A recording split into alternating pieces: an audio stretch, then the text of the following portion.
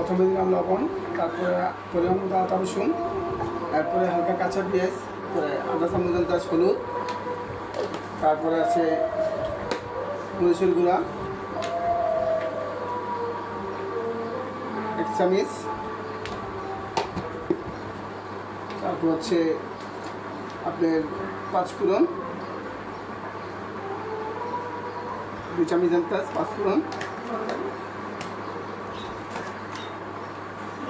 এটা হচ্ছে গরুর মাংস। যদি আমি স্টেশনটা ব্যবহার না করি তাহলে অনেক সময় দেখা যায় গোস্তটা সিদ্ধ হয় না, শক্ত দেখা যায়। তো এটা একটু আংশিক দিলে গোস্তটা একটু সিদ্ধ হবে, তার জন্য দিলাম।